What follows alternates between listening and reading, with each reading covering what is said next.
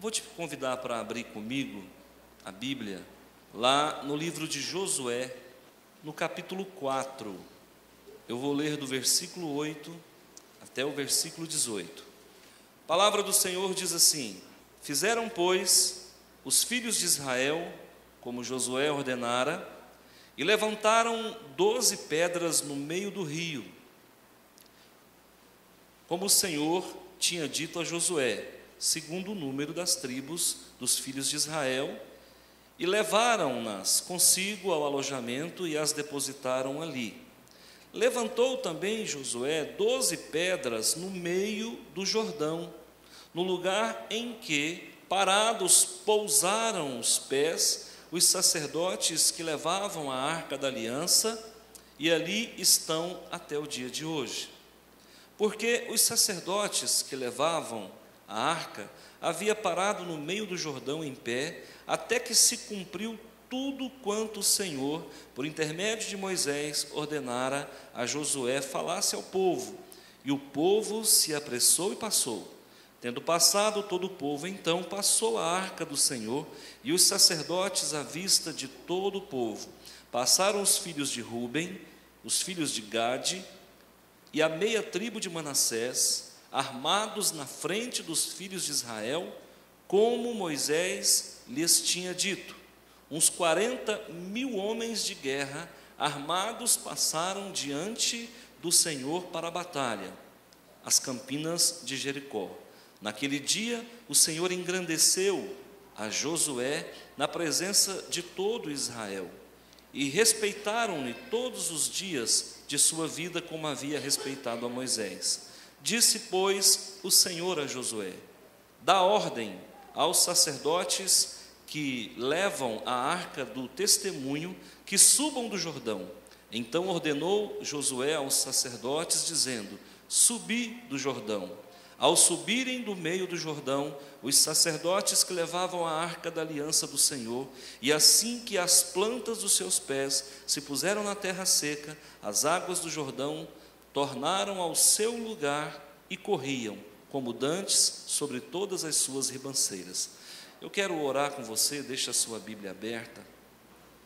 Senhor Deus e Pai, no nome do Teu Filho amado Jesus, nós estamos aqui e queremos agradecer, eu agradeço juntamente com esta igreja, agradeço a presença poderosa do Senhor, numa noite onde o Seu nome mais uma vez será exaltado, cultuado, adorado, reverenciado.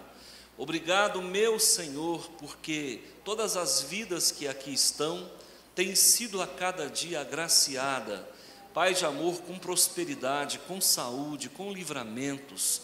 Protege, Senhor, os homens, as mulheres, as crianças desta igreja, para que nós continuemos caminhando em novidade de vida, livres, libertos, consagrados ao Senhor em nossos atos e pensamentos, hoje e sempre. Amém. Queridos irmãos, eu quero falar com vocês sobre consagração, a fonte do poder. Quem aqui está já teve a oportunidade de consagrar algo seu para Deus? Levante a mão. Pouca gente.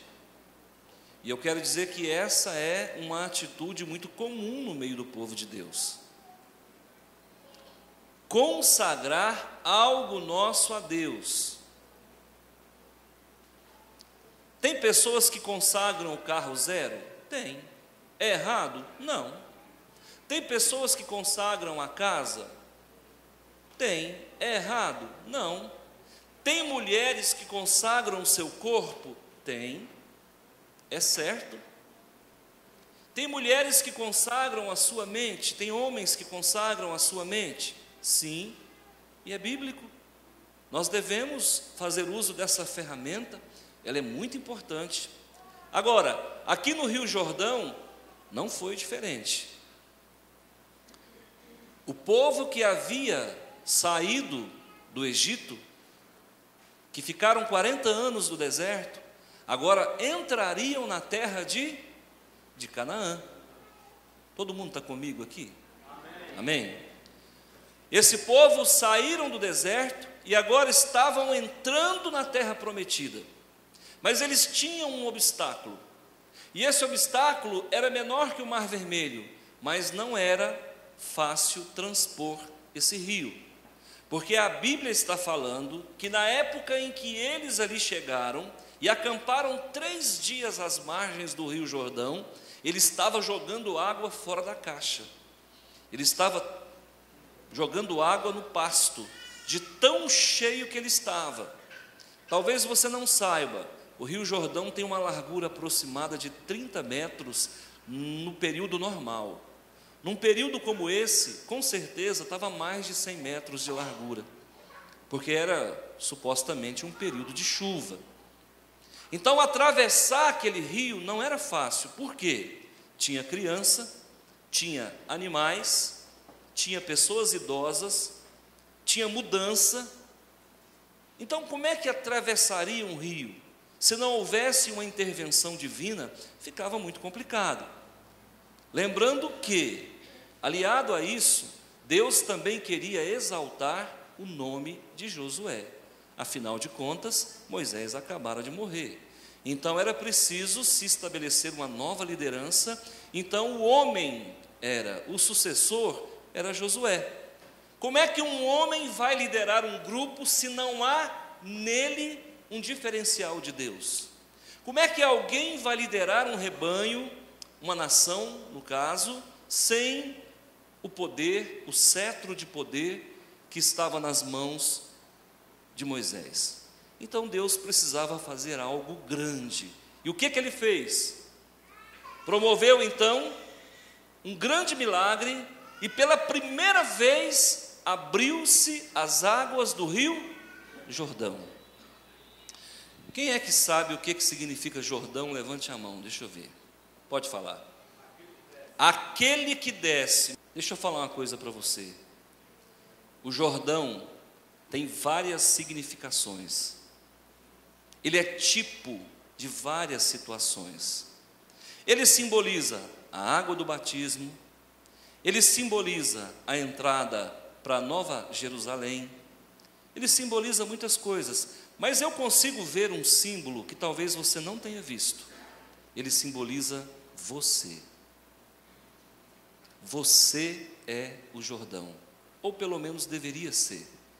Você deveria se comportar como o Jordão, ou seja, agir diante do Senhor como aquele que desce. Onde é que nasce o Jordão? O Jordão nasce no Monte Hermon, 70 metros acima do nível do mar. Onde é que deságua o Jordão? Primeiramente no Mar da Galileia. Depois ele deságua lá no Mar Morto. Do Monte Hermon, onde ele nasce, no topo do Monte Hermon, até o Mar Morto, ele desce quase 500 metros de altura. O Jordão é um rio que tem aproximadamente 300 quilômetros de comprimento, mais ou menos 30 metros de largura.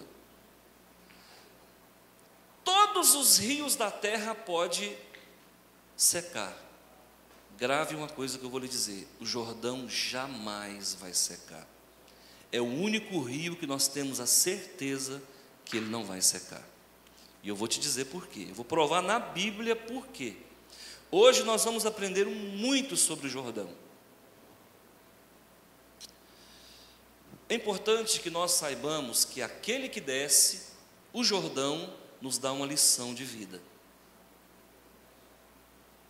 Quantas vezes o Jordão abriu para homens consagrados passar? Uma vez para Josué, uma vez para Elias e uma vez para Eliseu. O Rio Jordão abriu 3 vezes para homens de alta estirpe espiritual passar dentro dele. O que tem de especial nesse rio? Você vai perceber que esse rio foi palco de grandes acontecimentos. Primeiro, Eliseu fez o machado flutuar. O machado, a parte férrea do machado, cai dentro da água e Eliseu, de uma forma sobrenatural, faz com que aquele machado do obreiro flutue e volte para as mãos do obreiro.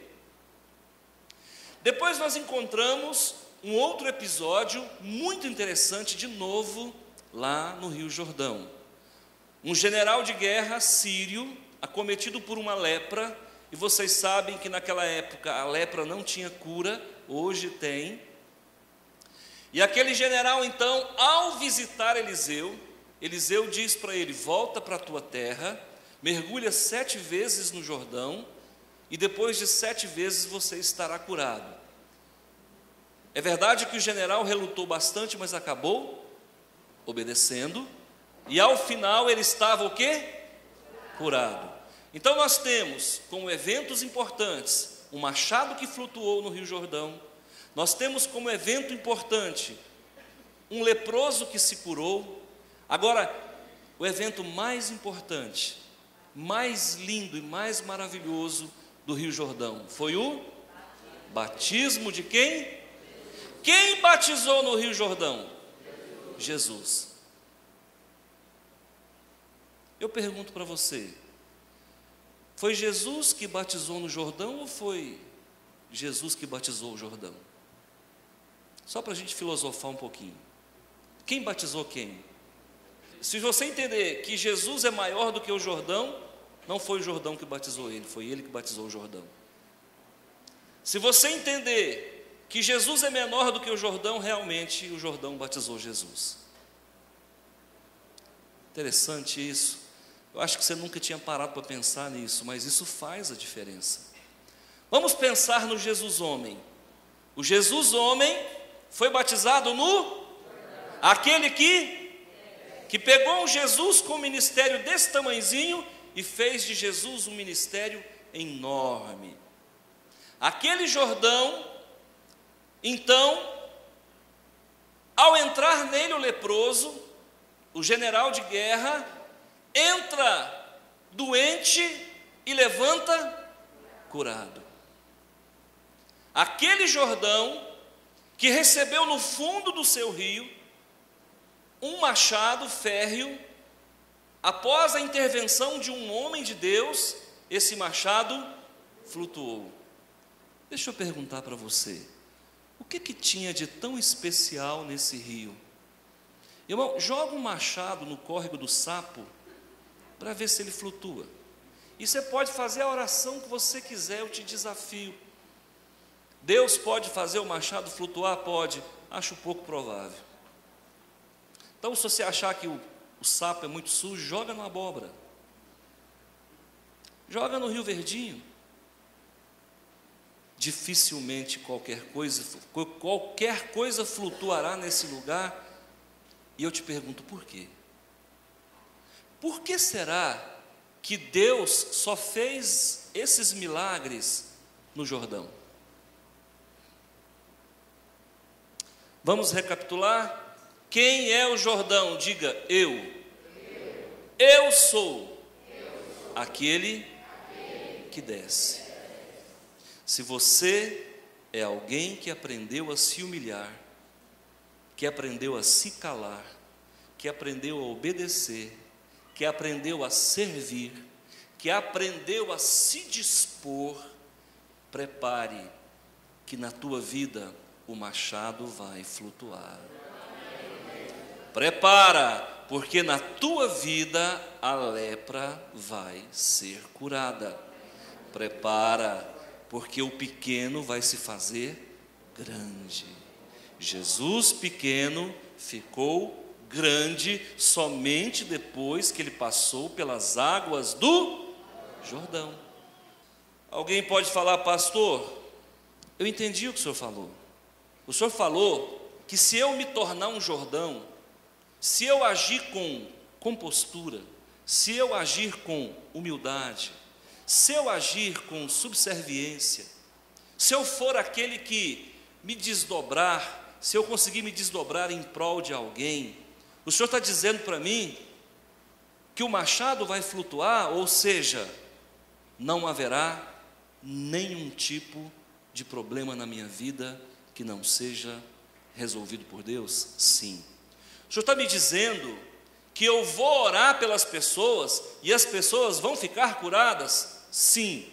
O Senhor está me dizendo que eu tenho chance de me tornar uma pessoa onde Deus desenvolva um grande ministério na minha vida? Sim. Mas aí você fala assim: pastor, mas eu sou essa pessoa. Eu sou uma pessoa que desce. Eu sei a hora de falar, eu sei a hora de ouvir, eu sei me humilhar, eu sei obedecer, mas talvez está faltando o altar na tua vida. Lembra? O que foi que aconteceu no meio desse rio? O que aconteceu no meio do rio? Um altar. Eu pergunto para você: qual rio do mundo que Deus exigiu um altar no meio do rio que não seja Jordão? Quem é você? Eu sou aquele que... E o teu altar já está pronto? São quantas pedras? 12. E aí você fala assim: pastor, não consegui colocar nenhuma. Então esquece, porque a lepra vai continuar. Esquece, porque o machado não vai flutuar. E esquece, você não terá projeção nenhuma, nem no trabalho, nem na vida espiritual, nem no casamento, nem em lugar nenhum. A tua vida não vai fluir. Como é que eu faço, pastor, para construir esse altar? Porque ele só poderá ser consagrado depois que ele for confeccionado. E como é que eu faço para construir esse altar? Agora, eu te pergunto, essas pedras das quais se constituiu esse altar no meio do Jordão, essas pedras eram lavradas ou elas eram achadas in natura, bruta? Elas eram achadas bruta. Eram pedras lascadas, ou seja, pontiagudas, pedras que ferem. Deixa eu falar, irmãos, os altares das nossas vidas, nós vamos constituir eles com as agruras da vida. São as pedradas, são os ataques, são os tapetes que são arrancados debaixo dos nossos pés, são as falácias que falarem a nosso respeito, são as calúnias, são os opróbrios, são as vergonhas, são as ignomínias. Isso vai servir de elemento básico para que nós consigamos confeccionar, construir, erigir esse altar diante do Senhor. Porque um altar, querido, se faz com pedra lascada. E fazer um altar com pedra lascada não é nada fácil. Porque você colocar uma pedra disforme sobre outra pedra disforme, você vai ter que escolher pedras para poder fazer isso. E quando a gente começa a escolher pedras para conseguir colocar uma sobre a outra, nós estamos lidando com pedras disformes, nós estamos lidando com problemas. Aprenda a lidar com os teus problemas. Aprenda a lidar com as tuas dificuldades.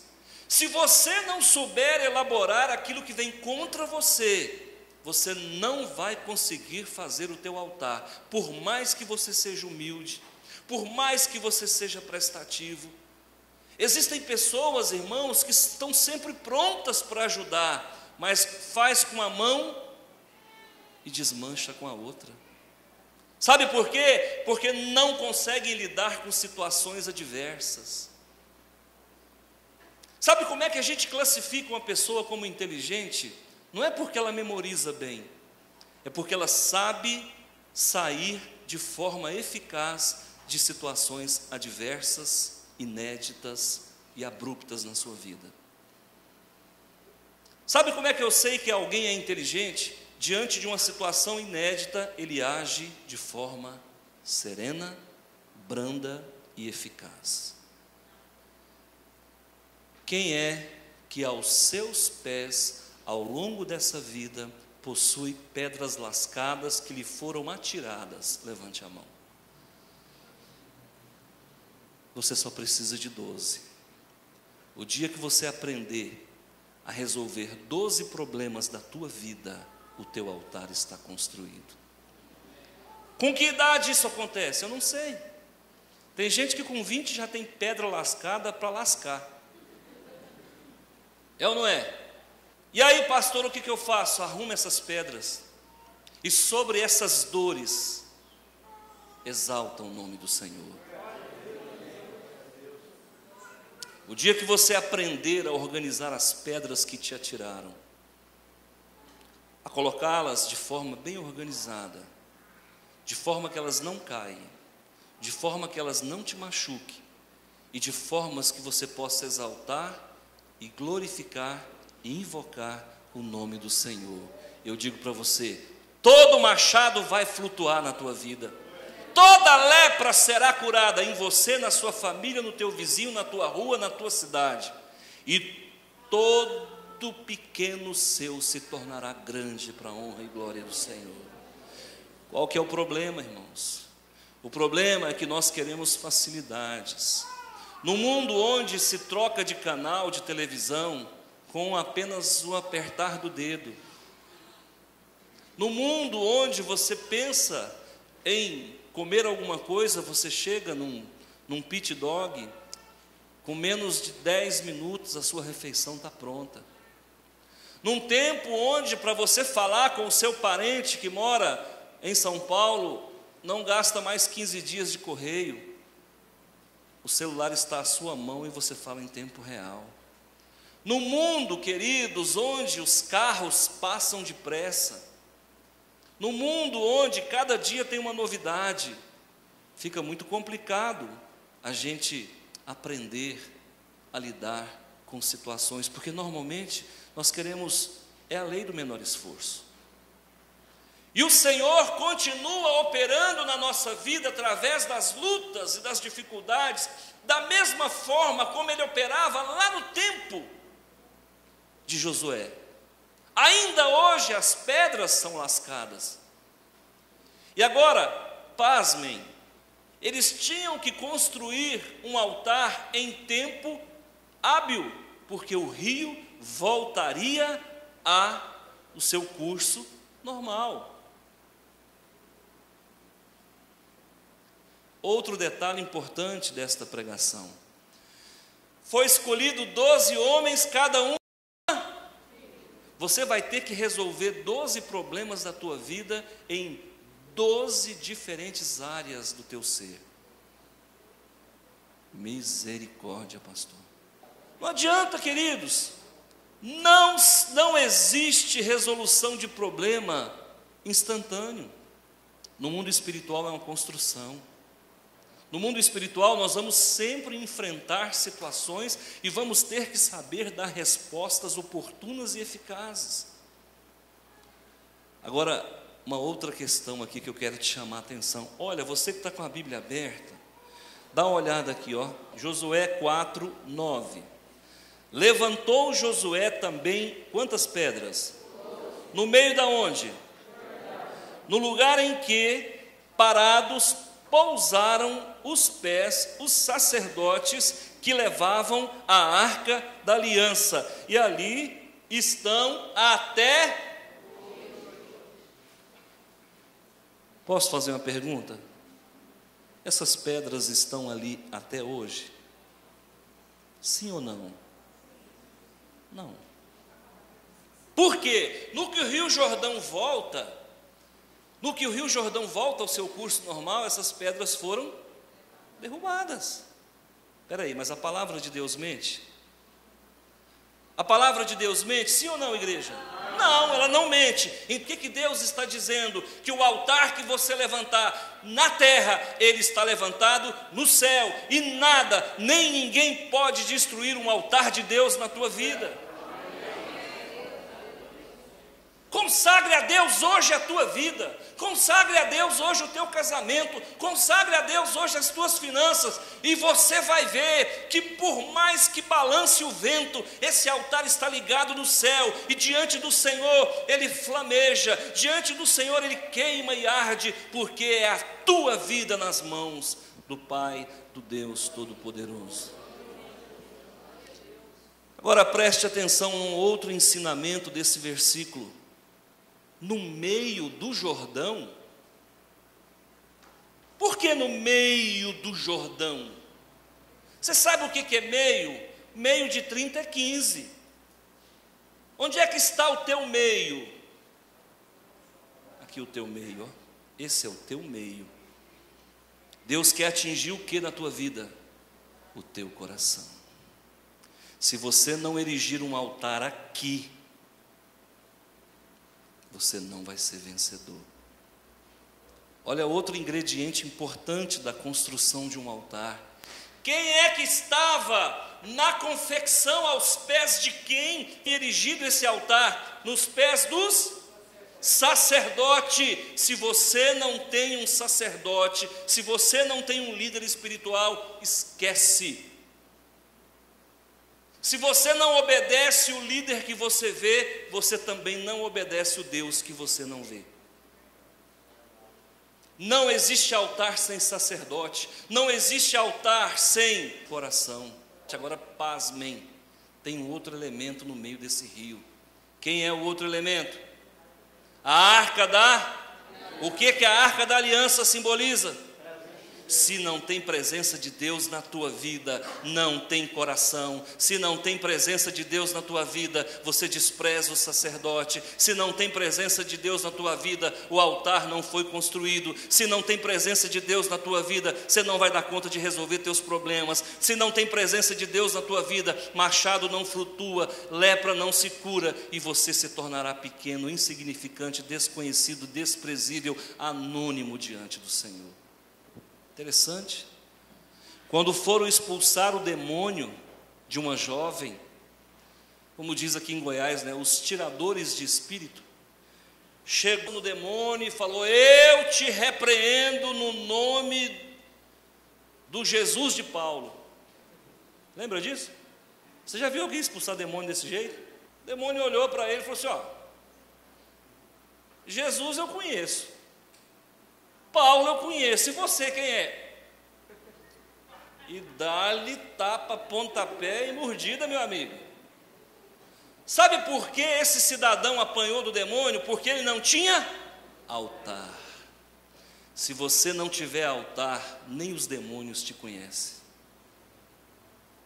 Quando você confecciona um altar na tua vida, você que é o Jordão de Deus, que aprendeu a se humilhar, que aprendeu a servir, que aprendeu a descer, colocou o teu coração a serviço de Deus, elegeu para si um sacerdote ou uma igreja onde você pode congregar, e sabe que a presença de Deus está contigo através do Consolador, que é o Espírito Santo. Sabe o que vai acontecer? Você vai vencer todo dia. Você vai vencer toda hora, você vai vencer em qualquer lugar, você vai vencer qualquer pessoa. Mas Senhor, o Senhor não está vendo que eu estou sendo envergonhado, que eu estou sendo humilhado, que eu estou sendo maltratado? Deixa. Pega essas pedras e constrói o teu altar. Humilhação é bom, irmãos, porque os humilhados serão exaltados. Melhor coisa do mundo é ser humilhado. Sabe por quê? Cada ferimento na face, irmãos, é luz que vai jorrar do teu ser, é luz que vai espargir da tua alma, é glória de Deus na tua vida. Não há por que temer. Seja qual for a tua dor, a tua dificuldade, se há consagração em tua vida, há poder também. Amém?